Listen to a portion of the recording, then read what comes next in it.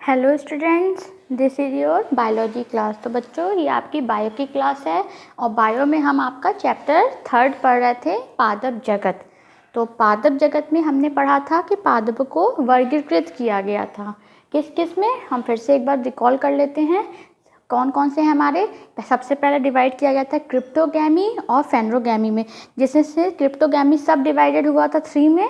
कौन कौन से, थैलोफाइटा, ब्रायोफाइटा और टेरिडोफाइटा। और फेनरोगैमी 2 में डिवाइडेड हुआ था, हमारा जिम्नोस्पर्म एंड एंजियोस्पर्म। तो हम सबसे पहले क्या पढ़ रहे थे, थैलोफाइटा के बारे में। तो थैलोफाइटा में हमारे क्या आते हैं, शैवाल या एल्गा आते हैं। तो मैंने आपको 3 टाइप्स के जो मेन शैवाल थे वो बता दिए थे, कौन कौन से, रोडोफाइसी, फियोफाइसी, क्लोरोफाइसी। अब उनके बारे में बात हो चुकी। आज हम शैवाल के माप तथा आकार, मतलब उनका क्या साइज होता है, इसके बारे में पढ़ेंगे। तो अब शैवाल जो होते हैं वो ज़रूरी नहीं कि इनका माप कोई फिक्स है कि सारे शैवाल एक ही तरीके के हों। अलग अलग तरीके के शैवाल पाए जाते हैं। तो अलग अलग तरीके के हैं, तो उनका एग्जाम्पल्स के साथ उनका पढ़ लेते हैं। सूक्ष्मदर्शी एक कोशिक। अब कुछ शैवाल ऐसे होते हैं जो आपके माइक्रोस्कोपिक, मतलब सूक्ष्मदर्शी से देखे जा सकते हैं, बहुत ज़्यादा छोटे होते हैं। और एक कोशिक मतलब एक ही कोशिका के बने हुए होते हैं। तो ऐसे कौन से शैवाल है, वो है हमारा क्लेमाइडोमोनास। ये एक एग्जाम्पल है आपका शैवाल का जो सूक्ष्मदर्शी और एक कोशिक होता है। सेकंड है आपका कॉलोनियल। कॉलोनियल मतलब क्या होता है कि शैवाल, कुछ शैवाल अकेले रहते हैं, कुछ ऐसे होते हैं जो एक साथ कुछ आपके कॉलोनी में, जैसे आप कॉलोनी में रहते हो, घर आपका होता है, कॉलोनी में बहुत सारे लोग एक ही जगह पे रहते हैं, उसी तरह से ये शैवाल बहुत सारे झुंड में रहते हैं। तो इसका एग्जाम्पल आपका वॉलवॉक्स हो गया। नेक्स्ट है आपका विशालकाय शैवाल। विशालकाय शैवाल मतलब इन शैवालों का साइज जो होता है वो बहुत ज़्यादा बड़ा होता है। उसका एग्जाम्पल आपका कैल्प हो गया। फिर नेक्स्ट टाइप का शैवाल आपका तंतुमीय या फिलामेंटस, मतलब इनके पास तंतु पाया जाता है या फिलामेंट पाया जाता है। उसका उदाहरण आपका यूलोथ्रिक्स और स्पायरोगायरा हो गया। अब ये कुछ एग्जाम्पल्स हो गए, इसको आप पढ़ लीजिएगा।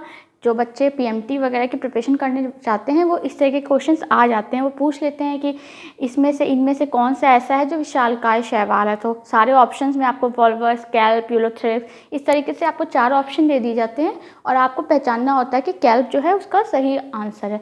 तो आप इसको एक बार देख लेना। अब नेक्स्ट है हमारा शैवालों में जनन।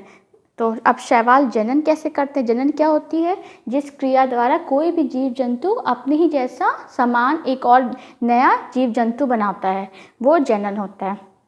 तो शैवाल भी जनन करते हैं। तो शैवाल में जनन जो होता है वो 3 प्रकार का होता है। कायिक भी होता है यानी वेजिटेटिव रिप्रोडक्शन, देन अलैंगिक जनन मतलब एसेक्सुअल रिप्रोडक्शन, और लैंगिक जनन यानी सेक्सुअल रिप्रोडक्शन।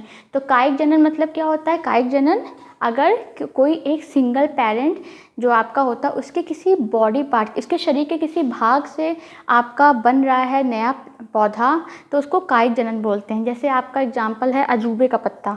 अजूबा के पत्ते से ही क्या होता है, एक नया अजूबा का पेड़ आप बना सकते हो, तो वो कायिक जनन होता है। या फिर आप एग्जाम्पल लो गुलाब का, गुलाब की डंडी द्वारा आप नया गुलाब का पेड़ लगा सकते हो, तो वो भी कायिक जनन है। तो कायिक जनन शैवाल में भी होता है और किस द्वारा होता है, फ्रेगमेंटेशन या विखंडन द्वारा। मतलब कुछ शैवाल ऐसे होते हैं जिसमें कायिक जनन होता है, वो क्या करते हैं, उनका शरीर जो होता है वो टुकड़ों में टूट जाता है और हर एक टुकड़े से एक नया शैवाल बन जाता है, तो वो कायिक जनन का एग्जाम्पल हो गया। उसके बाद हो गया अलैंगिक जनन। अलैंगिक जनन जिसमें कोई भी आपका गैमीट या युग्मक नहीं बनते हैं, वो अलैंगिक जनन होते हैं। तो अलैंगिक जनन किसके द्वारा होता है, बीजाणु द्वारा यानी स्पोर्स द्वारा होता है। इसमें ये क्या करते हैं, युग्मक ना बना के स्पोर्स बनाते हैं। और स्पोर्स में भी कैसा होता है वो स्पोर, उसको हम जू स्पोर बोलते हैं।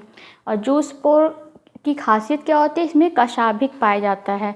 और कशाभिक है तो कशाभिक आपको पता है कि ये जो भाग है ये किसी भी जीव जंतु को चलने में मदद करता है। तो इसके बाद से कशाभिक है तो ये क्या करता है, ये चलायमान होता है, मतलब इसके हेल्प से ये एक जगह से दूसरी जगह मूव कर सकता है और अंकुरण के बाद नया पौधा बनता है। और ये जो स्पोर है यानी जू स्पोर, वो क्या करता है, उसका अंकुरण होता है, अंकुरण के बाद एक नया पौधा बना लेता है।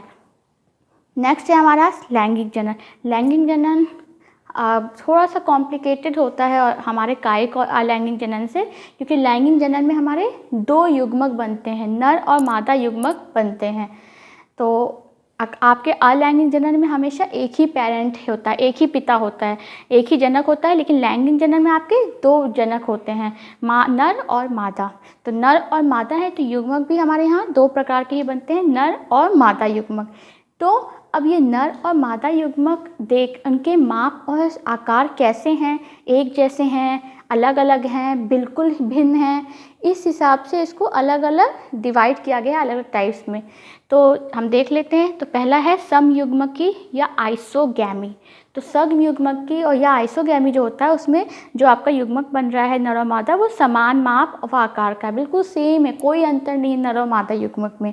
वहीं पे आपका असमय युग्मकी या एनाइसोगैमी, इसमें जो युग्मक बन रहा है उसका माप और आकार जो है वो डिफरेंट है, नर का अलग साइज़ का होगा और मादा का अलग साइज का होगा।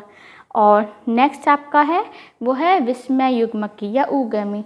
इसमें नर और मादा एक दूसरे से बिल्कुल भिन्न हैं, देखने में अगर देखोगे तो बिल्कुल भिन्न दिखते हैं। जैसे ह्यूमन की बात करें तो उसमें आपके स्पर्म और ओवम यानी शुक्राणु और अंडा या डिम बनता है। तो आपका जो आपका शुक्राणु है और अंडा है वो बिल्कुल भिन्न होता है देखने में, उनका माप, आकार, साइज और स्ट्रक्चर, संरचना वगैरह सब अलग होती है। तो वो विस्मय युग्मकी है। लेकिन इन दोनों में जो आपका है समयुग्मकी और असमय युग्मकी, इनमें से माप और आकार का वो बस साइज में डिफरेंट होते हैं, बाकी सब कुछ समान होता है। तो बच्चों इतना ही आज के लिए, इतना ही, बाकी हम नेक्स्ट क्लास में पढ़ेंगे। Thank you.